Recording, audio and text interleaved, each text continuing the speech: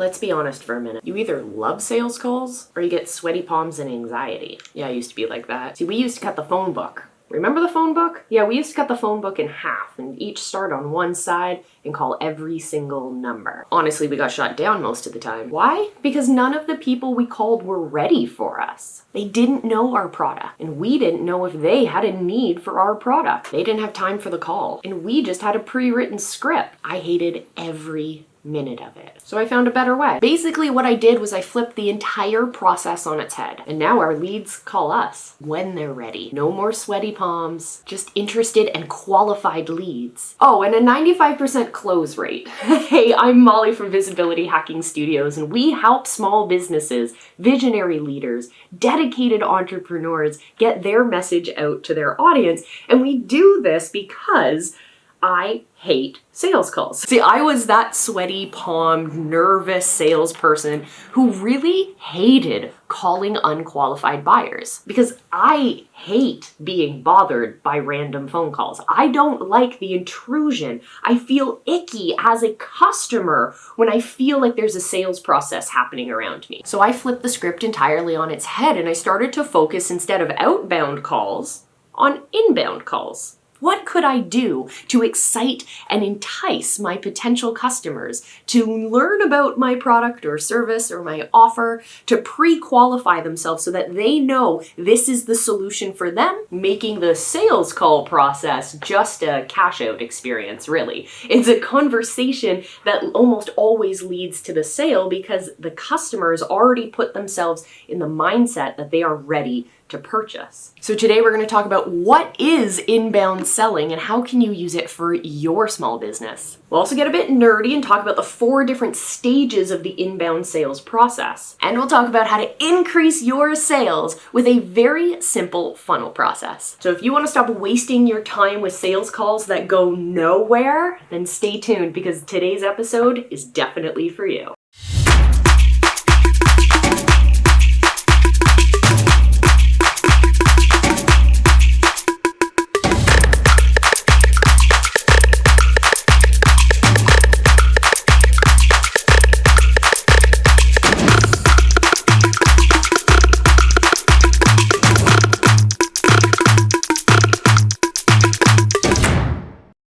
All right, I can hear you through the screen. You want to know what inbound sales is? Well, let's get started. So inbound sales is a technique that big companies and small companies can use alike. And what you do is you pre-qualify your leads. Okay, yeah, that's a lot of jargon. Let's get back to basics. Inbound sales is a process that big and small companies alike can use that is designed to pull your customers towards your brand and allow them to go through a process that pre-qualifies them, that informs them about your product, your service, or your offer so that they can then make the decision if this is the right fit for them. This is completely different than the traditional sales process because it allows for a more flexible sales experience. As a customer, that's exactly what I want to hear. The sales process is completely different because what it does is it positions your salesperson as a trusted advisor in the eyes of your customers, rather than that slimy used car salesman feel when you're going to purchase something, especially high ticket stuff. This way, you now feel, as a customer, you now feel connected to that salesperson. You feel like you can trust them because they're looking out for your best interests. They're not just reading off of a script. They're not just pushing you towards one option. They're allowing for this more flexible experience. So let's look at some concrete examples. I used to work at a camera store for years. I absolutely loved it. So that's the example I'm going to follow today. You have a customer that walks into our traditional sales process. My job, I was literally told this from a company I worked for. My job was to sell them on the latest camera. Whether or not it was the right fit for them, it did not matter. And then once I got them to that sale of an item that probably wasn't the right fit for them, I then had this whole process to get them the right accessories, increase that basket size or the number of items they're purchasing per transaction, and so on and so forth. At no point was I actually listening to the needs of the customer. All right, for those of you who used to work with me, of course we listened to the needs of the customer, but it was always as a way of fitting them back into that product or that package or that offer that was thrown down our throats, that we were told this is what we need to be selling and incentivizing. So I got transferred to a different store and, well, I wanted to try something different. So instead of trying to fit my customers into a specific product, instead, I started listening to my customers and then looking at the array of options we had for sale and picking the right fit for them. So of course, to the parents who are buying a camera for their 12-year-old daughter to go away to summer camp, that's going to be a very different purchase, a very different ultimate product they're going to buy in the end, a very different camera than the guy who's going on his backpacking adventure through Europe and he wants to become a travel blogger. So he wants to get really high quality images. We have two very different customers here, but both of them need the right fit for them. Now, an inbound sales process is when I started creating events, and I would go out, I would pull up a table outside of our store, and I'd share all of these different options. So I did this every weekend, and every weekend I picked 3 different cameras to highlight and showcase. Maybe one was waterproof, one gave the best images, and one was the latest cutting edge thing because the manager wanted us to talk about that. I would do these on the busiest days so that more people and more eyeballs would see these demonstrations. And I'd talk to these customers, I'd figure out what their needs are.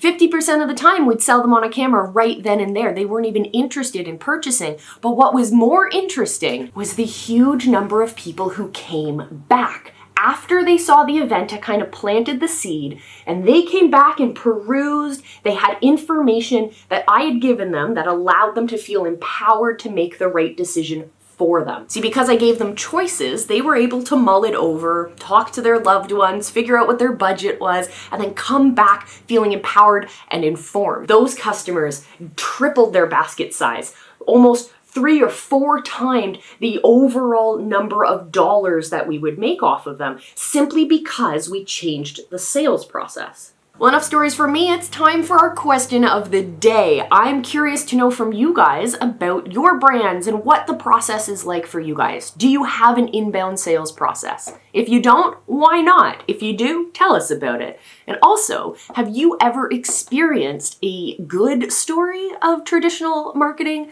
or traditional sales processes? Or better yet, do you have a great story of inbound marketing, pre-qualifying you? Let us know your answers down in the comments. I want to get to know what's happening in your businesses because why not? Let's support each other. If you want inbound sales to work right for your business, then you gotta understand the 4 stages of the process. Stage number 1 is to identify your potential customers. This is where you pull your table out and you start selling cameras outside. This is where you're demonstrating in your showroom. This is where you have your live show and you're talking about your products or your service or your offer. You're doing a lot of demonstrating. And as people start to show interest, that's where you're going to engage with them and start to turn them into potential leads. Now they go from interested party to a potential lead because they're showing interest. Now in this phase, what is key is to remember to invite them along for the process. So if you just started talking to someone who commented on your live show, well, make sure that you're asking permission to jump into their DMs and to further that conversation. When we have that permission, we build a deeper, more trusting relationship with our customers. Which brings us to phase 2, which is to connect with our leads. So those people who showed interest, now we're moving them into the category of a potential lead. So we're going to connect with them and we're going to start nurturing. This is where you're going to get to know your potential customers. You're going to figure out what their obstacles are, their pain points, their struggles, their dreams, their goals, their pain points, all of that stuff so that you can help position your product or service as the go-to solution for them. You're empowering them with the information they need in order to see your product or service as that proper solution for them, which is the perfect time to transition them to phase number 3, where we're going to get a little bit deeper with them. You've had the surface level discussion about what their obstacles and pain points are, and now it's your turn to connect deeper. So probe those pain points. Ask them why things are happening. When you're first having this conversation, a lot of potential leads are going to be rather guarded. So you want to gather the right kinds of questions. Have a real focus on asking good questions to get to that next level. You're gaining their trust, you're exploring their challenges so that you can get to phase number 4, which is to advise them on a solution. Only after you have understood what their needs are is when you can get to phase 4, which is actually your sales pitch. This is where you're going to connect your product or solution to their obstacles and pain points. And of course, this entire process can be automated. You can create incredible content that gives your customer all that information they need to understand about your product, solution, or service. That gives them the empowered feeling of knowing that they are making an informed decision. They're not being pressured into it. There isn't that anxiety of scarcity or time limitedness. They have the ability to say, no, actually,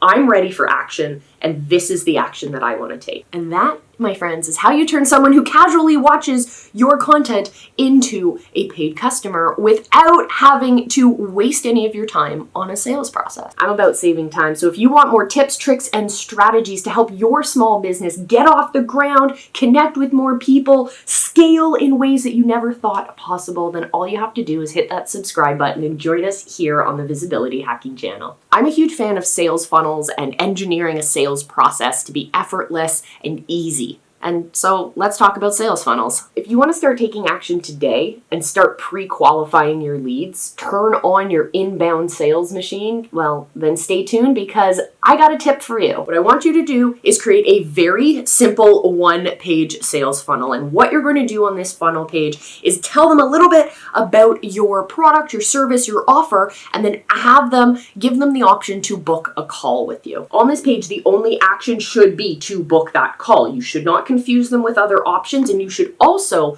not confuse them with too much information. You want to pique their interest with the text and the information that's on that page, but you want to drive them to have that call with you so that you can explain things, so that you can really understand how their problems and their obstacles fit into your solution. So go create your one-page sales funnel, get your inbound sales process going, and I will see you for our very next video. If you want to know more about creating the best customer avatar you possibly could, then you're going to want to start with this video over here, and I will see you soon. Until I do, remember I love you, be excellent to each other, and just go live. People are waiting for you.